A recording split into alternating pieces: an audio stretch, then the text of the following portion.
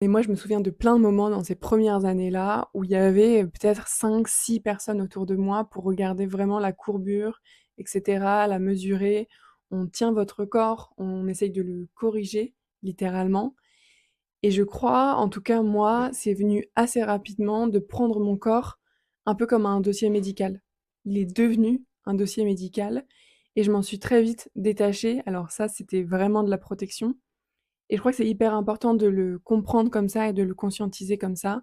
Bienvenue dans Be Back, le podcast qui accompagne ceux qui traversent une épreuve de santé, pour soi ou pour un proche. Je suis Suzanne Loriou, spécialisée en épreuves de santé, patiente experte et créatrice d'un accompagnement qui s'appelle Éléments. Pourquoi je fais ça? Parce que j'ai vécu une épreuve de santé enfant, une opération de la colonne vertébrale, et c'est ce vécu qui nourrit aujourd'hui mon engagement, transmettre tout ce que j'aurais aimé savoir à votre place, parce que la vérité c'est qu'une épreuve de santé, on n'y est jamais préparé et ça nous tombe dessus. Dans ce podcast, vous découvrirez des témoignages de résilience, de familles, de petits, de grands qui ont traversé ce chemin. Des partages d'outils concrets et de pratiques pour vous aider à surmonter les moments difficiles, les douleurs, les grandes peurs, et des formats d'interviews croisés avec des professionnels de santé pour multiplier les regards sur ce que nous vivons tous et pour lequel on n'est jamais vraiment préparé. Chaque épisode est une invitation à découvrir des ressources, des histoires et des conseils pour traverser cette période avec plus de confiance, de compréhension et de résilience. Bonjour à tous, j'espère que vous allez bien. Aujourd'hui, on se retrouve pour un épisode de podcast en solo, donc je suis toute seule. J'avais vraiment envie de pas forcément avoir d'invité cette fois-ci, mais plutôt de vous parler d'un sujet assez cœur à cœur. Il y a plein de choses que j'ai envie de dire parce que je pense que le dernier épisode sur le corset, m'a fait vraiment me remémorer des moments de ma vie, m'a fait vraiment, ouais, revenir en tête plein de choses qui se sont passées quand j'étais en plein dans ma scoliose et peut-être que ça faisait très longtemps que j'avais pas pensé à ça. J'avais pas pensé à toutes ces choses que je me disais et je repensais justement dernièrement et c'est comme ça que j'ai eu l'idée de cet épisode, à toutes ces choses-là qui étaient dans ma tête à ce moment-là où en fait la scoliose dans ma vie, elle prenait toute la place, que ça soit physiquement, émotionnellement, mentalement aussi. Et je repensais à comment est-ce que je me sentais en tant que petite fille, jeune fille, etc. Pendant le corset, il y a eu le plâtre, l'opération, et comment est-ce que je me sentais à ces endroits-là. Vraiment revenir même dans ma chair, dans mon mental, qu'est-ce que je me disais, surtout, et c'est ce que j'aimerais aborder aujourd'hui, qu'est-ce que j'aurais eu besoin d'entendre? Qu'est-ce que j'aurais aimé entendre pendant ces années-là et qui m'aurait beaucoup aidée? Alors c'est vrai qu'avec la scoliose, le corps grandit différemment, le dos évolue différemment des autres enfants et j'ai souvent repensé à cette période où mon corps, mon rapport à moi-même, mon rapport aux autres aussi, a été très, très challengé parce que je vivais avec ma scoliose, avec mon dos. Et alors oui, je crois que si je devais commencer par souffler quelques mots à la petite Suzanne, il y a quelques années, ce que je lui dirais, en tout premier lieu, c'est: «Ton corps n'est pas cassé». Quand on commence à parler de scoliose, on va commencer à parler de déformation, de courbure, de tout ce qui va pas et puis on commence à parler de radio. Moi, je me souviens aussi de la règle pour, mesurer la courbure.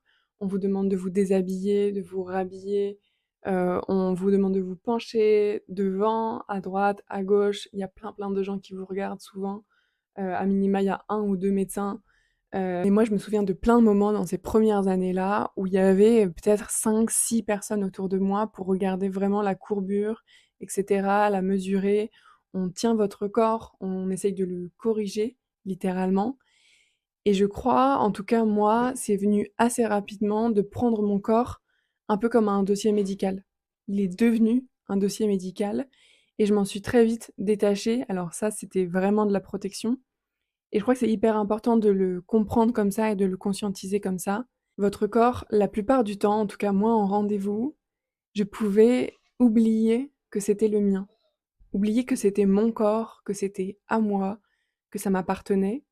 J'avais vraiment soit cette idée que ça soit un outil ou un objet qu'on essayait de «réparer» entre guillemets et c'est pour ça que j'aurais aimé entendre que mon corps n'est pas cassé. Et parfois, on oublie vraiment que notre corps, c'est nous, c'est à nous. Et petit à petit, oui, on peut penser que notre corps n'est pas normal, notre corps doit être corrigé parce qu'il est «cassé» entre guillemets et qu'il faut le réparer, le contrôler, le redresser. Je crois que Les premières années aussi avec le corset, enfin les premières années avec vraiment un protocole très, très lourd, ça nous amène aussi en tant qu'enfant, en tant que jeune, fille, jeune garçon, à penser vraiment qu'on doit être corrigé, que notre corps doit être comme redressé. Il y a quelque chose de l'ordre du contrôle quand même qui doit être mis sur notre corps, que notre corps n'a plus la liberté de faire ses mouvements comme il le veut. Et je crois que ça inscrit vraiment quelque chose dans la relation qu'on entretient avec notre corps. Sur le moment T, ça c'est certain, mais aussi sur le reste de notre vie. Et je le disais tout à l'heure, ces rendez-vous, par exemple, tous les 6 mois, où on vous demande de vous déshabiller, de vous rhabiller, de vous pencher, le moment de la radio où on vous donne vraiment des instructions très très claires sur comment positionner votre corps, comment respirer, ne pas respirer, etc. Ça, ce n'est pas la vie normale de tout à chacun, ce n'est pas le quotidien finalement, même si c'est bien plus fréquent que ce qu'on pense. Donc oui, moi ce que j'aurais aimé vraiment entendre à cet endroit-là, c'est ton corps n'est pas cassé, ton corps est peut-être différent, ton corps a peut-être moins de possibilités de mouvement, mais ton corps n'est pas moins beau, n'est pas moins digne, et surtout n'est pas moins toi. Ton corps t'appartient et il n'est pas cassé. Et je sais que à cet endroit-là, par exemple, quand on a un corset, c'est très difficile de s'imaginer aimer son corps.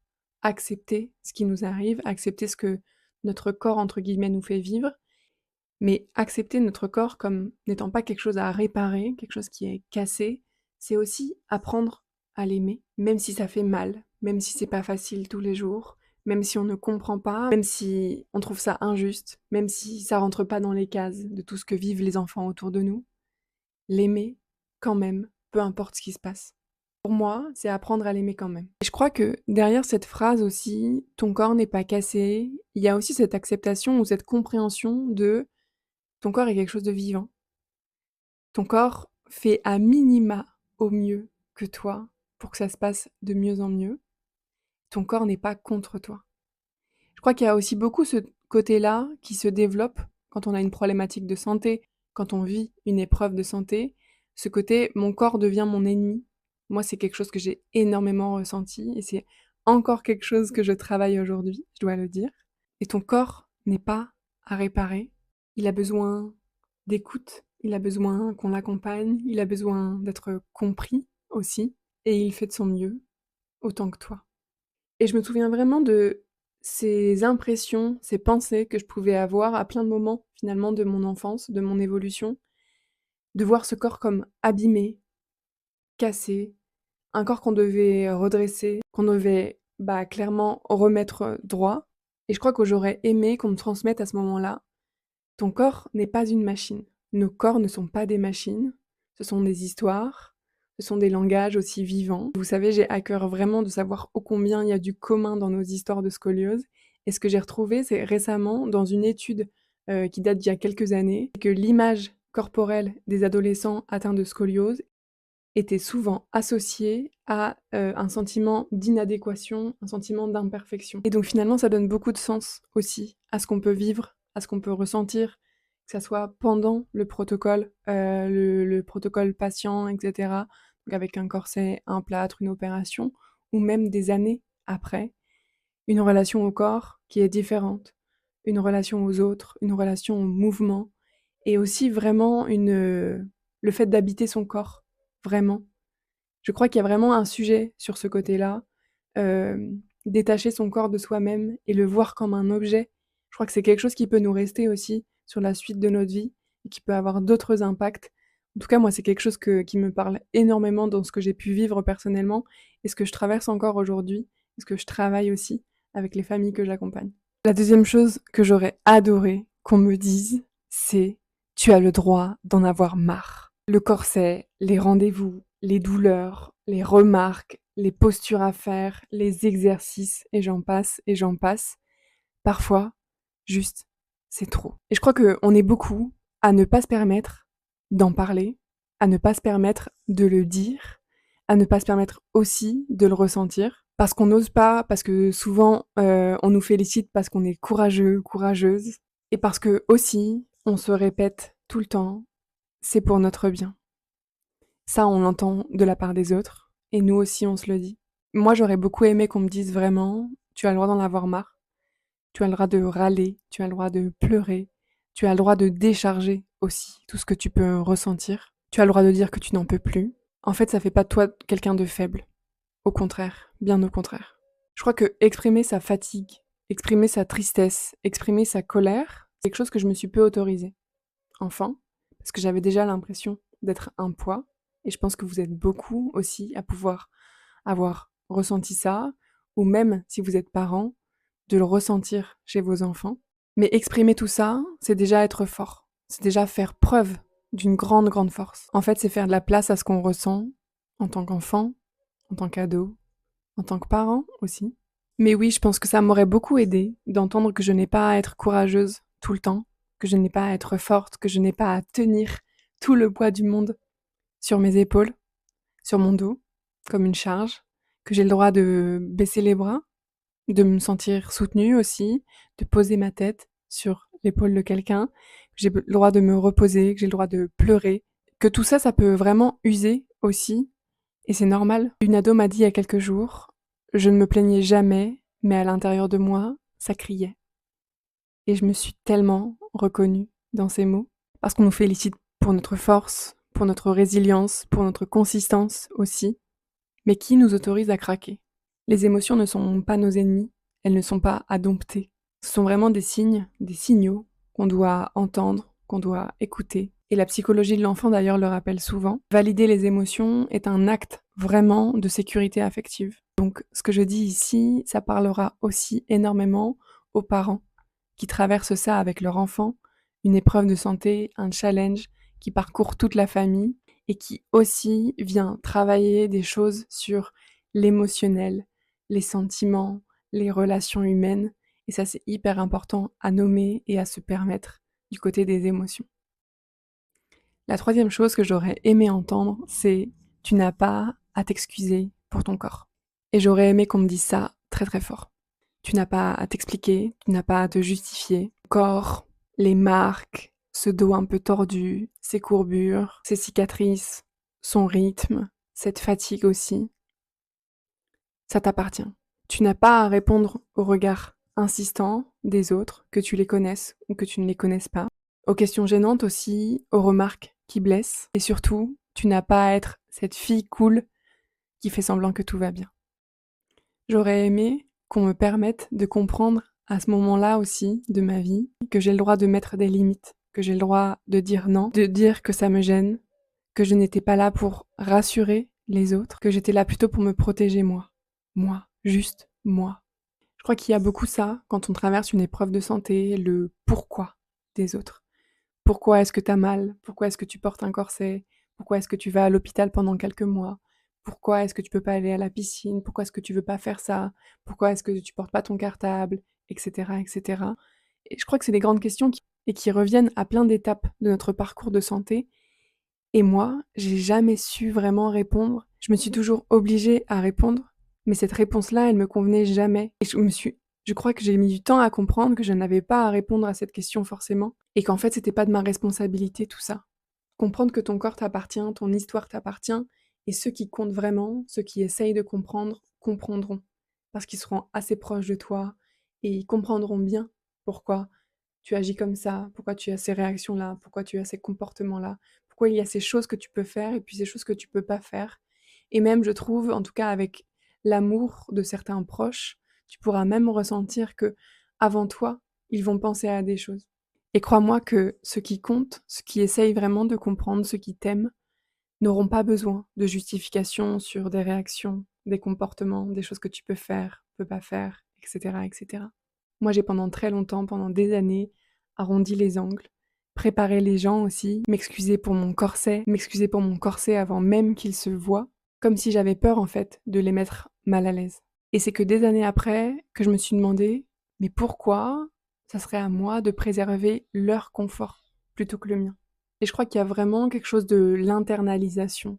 On internalise des comportements, de être gentil, être jolie, agréable à regarder. Alors je parle pour les filles là pour le coup, mais c'est aussi la même chose pour les garçons, avoir un corps qui est fort, avoir un corps qui est solide, qui est en mouvement, etc. Ça, ce sont des choses qui sont challengées finalement par l'épreuve de santé, parce que physiquement, il y a des choses qui sont plus possibles parce que mentalement, il y a une charge aussi qui est là et du coup, ça vient vraiment challenger ces endroits-là. Cette idée que le corps n'est pas un terrain de compromis, le corps n'est pas à justifier, le corps n'est pas à expliquer non plus à tout un chacun autour de nous. Il est à aimer, il est à comprendre et si les autres autour ne peuvent pas comprendre, je crois qu'il faut vraiment se permettre aussi de lâcher ce côté-là, de se donner le droit de ne pas toujours justifier, de ne pas toujours avoir à répondre à toutes les questions, à toutes les remarques. Ce n'est pas de votre responsabilité et ça, je crois que j'aurais 1000 fois aimé l'entendre quand j'étais plus jeune. La quatrième chose que j'aurais aimé entendre, c'est tu peux être belle, forte, rayonnante, même avec un dos qui est différent. J'aurais aimé voir ou qu'on me montre des modèles de femmes qui me ressemblent, avec des corps, avec les mêmes caractéristiques que moi, qu'on me dise aussi que je pouvais être belle avec un corset, que ça ne changeait rien du tout à ce que je pouvais dégager dans le monde et aux autres. Que je pouvais être aussi très forte, très solide, même après l'opération, même après cette épreuve qui est si challengeante pour le corps, et même avec une cicatrice. Finalement, qu'on me dise que la beauté, ce n'est pas être droite, être lisse, être parfaitement parfaite. Moi, ce que j'ai compris des années plus tard, c'est que la beauté, c'est d'habiter son corps. C'est de le faire exister, même dans les moments d'inconfort, même dans les moments les plus challengeants. Et je crois que moi, c'est vraiment les moments avec le plâtre, avec le corset, ces années-là, où j'ai ressenti le plus ça, cette vraiment ce dégoût pour notre corps, cette non-acceptation pour à quoi il ressemble, à quoi on ressemble, qu'est-ce qu'on voit finalement quand on regarde son reflet dans le miroir. Et je vous le disais dans l'épisode précédent, je n'ai jamais réussi à ne pas cacher mon corset. Je n'ai jamais réussi à me sentir belle avec ce corset ou avec le plâtre. Mais je crois que même si c'est difficile sur le coup, j'aurais aimé qu'on me le dise, que je peux me sentir belle, que c'est une possibilité, que j'arrive peut-être pas à l'atteindre tout de suite maintenant, mais que c'est dans l'univers des possibles. Moi, j'avais vraiment l'impression qu'à partir du moment où je mettais ce corset, il y avait comme plus la possibilité de pouvoir se sentir bien, de pouvoir se sentir belle, de pouvoir briller aussi, de pouvoir exister au monde comme on est, de pouvoir juste vivre. Et je crois que c'est avec la nouvelle génération aussi, et avec tout ce que je vois sur Instagram, des jeunes filles qui postent sur les réseaux, que je me rends compte que ô combien, oui déjà, c'est possible de se sentir belle, de se sentir bien, même avec un corset, mais aussi ô combien on peut inspirer les autres, ô combien on peut faire de cela une grande, grande force. La beauté, c'est pas juste une façon de se tenir, de marcher, de paraître. La vérité, c'est qu'on peut rayonner avec un corset, avec une cicatrice, avec un dos qui a des courbures qui sont visibles de l'extérieur. Parce que oui, t'es déjà entière, t'es déjà belle, même si ton image, elle ne correspond, elle ne rentre pas dans les cases qu'on te montre. Moi, je me souviens de toutes les fois, enfant, ou quand il fallait prendre une photo de classe, de famille, où j'enlevais mon corset juste les 5 minutes de la photo, parce que je voulais absolument pas que ça se voie, parce que pour moi, je pouvais pas garder ça. Et ce qui est fou d'ailleurs, c'est que je n'ai aucune photo avec mon corset de visible. Il y a très très peu de photos de ces années-là, et je crois que c'est très significatif. Parce que vraiment, je ne pouvais pas, je ne me sentais pas belle une fois que je mettais ce corset. Il y avait vraiment cette impossibilité que je ressentais. Bien sûr que ça se travaille aussi avec les années, mais je crois que c'est important de le dire à nos enfants quand ils traversent ça, ou à un adulte quand il traverse une épreuve de santé. Pendant le moment où la personne le vit, même si des années après, elle va pouvoir comprendre que la beauté, c'est l'énergie qu'elle dégage, l'histoire qu'elle porte, le regard aussi qu'on a sur soi. Et moi, aujourd'hui, sur Instagram et ailleurs, je vois tellement de jeunes femmes, de jeunes garçons qui réinventent ces codes autour de la scoliose, autour du corset notamment. On commence vraiment à montrer d'autres corps, d'autres postures, et c'est très libérateur d'ailleurs. Merci vraiment pour tout ça. Et la cinquième chose que j'aurais aimé qu'on me dise, que j'aurais aimé entendre, c'est tu n'es pas seule. La scoliose, c'est vraiment une pathologie silencieuse que personne ne voit vraiment. Moi, pendant des années, j'ai cru que ça n'arrivait qu'à moi. Et ça, c'est fou. Quand j'avais 6 ans, quand j'avais 10 ans, quand j'avais 14 ans, j'avais vraiment l'impression d'être la seule à vivre ça. La seule à souffrir aussi, la seule à ne pas savoir ce qu'allait devenir son avenir, son corps, la suite, à quoi ça allait ressembler. La seule aussi à ne pas reconnaître son corps au fur et à mesure des étapes du parcours de santé. La seule, la seule, la seule. Et je n'ai jamais vraiment trouvé des gens à qui en parler. Moi, j'ai rencontré à 2 moments assez clés des personnes qui avaient des scolioses dans ma vie. Alors, excepté ma maman qui en avait une. Hem, La première fois, c'était quand je suis allée à l'hôpital. Là, il y avait 2 personnes avec moi qui avaient aussi des scolioses. Donc on avait tous les 3 un protocole avec un plâtre qu'on devait garder pendant 3 mois. Donc on était à l'hôpital tous ensemble et on vivait tous ensemble le quotidien de la vie avec nos plâtres, et cetera. Alors, deuxième fois où j'ai rencontré des gens avec une scoliose, c'est quand j'étais au lycée, juste avant l'opération. Et là, ce qui est très intéressant, c'est qu'à ce moment-là de ma vie, je me suis dit: «Ah mais il y a des gens de la vraie vie aussi qui ont des scolioses». J'avais pas imaginé que ça pouvait exister à l'extérieur de l'hôpital. Pour moi, il y avait que moi qui avais ça dans mon environnement et j'avais du mal à l'intégrer dans ma vraie vie, dans ma vie quotidienne «d'enfant normal» entre guillemets. Et donc c'est vraiment à ce moment-là où je me suis dit: «Ah mais ça n'existe pas qu'à l'hôpital». Parce que moi j'avais rencontré des gens avec des scolioses qu'à l'hôpital et donc là ça a été vraiment aussi un moment où je me suis dit: «Ah mais je suis donc pas seule». Et je trouve que ce qui se passe sur les réseaux aujourd'hui est une influence incroyable et d'une puissance aussi folle de se rendre compte qu'il y a des centaines, des milliers d'enfants, d'ados, de jeunes femmes, de femmes qui traversent ça aussi, qui traversent l'épreuve de la scoliose.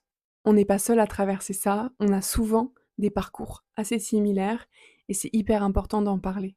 On peut parler, on peut échanger avec des gens qui nous comprennent, qui traversent ça aussi. Et je crois qu'il y a ça aussi à dire, même si aujourd'hui tu n'y crois pas encore, tu pourras être cette personne aussi dans quelques années, cette oreille attentive, cette présence pour quelqu'un d'autre qui traverse la scoliose et qui a besoin de toi. On croit souvent être vraiment seul dans ce qu'on traverse, et pourtant tous les témoignages, toutes les expériences des autres sont si enrichissantes, peuvent tellement aider les autres, et je trouve que c'est très beau de voir cette communauté vraiment grandir. Et on le sait, les communautés en ligne, les groupes, peuvent vraiment permettre aux jeunes qui vivent des pathologies chroniques, des maladies, des douleurs, etc., de réduire ce sentiment d'isolement et d'améliorer la qualité de vie. Et voilà pour les 5 phrases que j'aurais aimé entendre quand j'étais plus jeune et quand j'avais cette scoliose dans mon parcours. Merci d'avoir été là pour cet épisode un peu plus intime, un peu plus solo. Si vous connaissez un enfant, un ado qui vit avec une scoliose, ou simplement qui traverse une épreuve difficile par rapport à son corps, partagez-lui cet épisode. Et si vous êtes parent, accompagnant, thérapeute aussi, parfois on cherche les bons mots et je le sais. Et j'espère que les miens aujourd'hui pendant cet épisode pourront vous aider à les trouver. En tout cas, moi je vous retrouve très bientôt dans un prochain épisode de Be Back. Prenez soin de vous. Bye.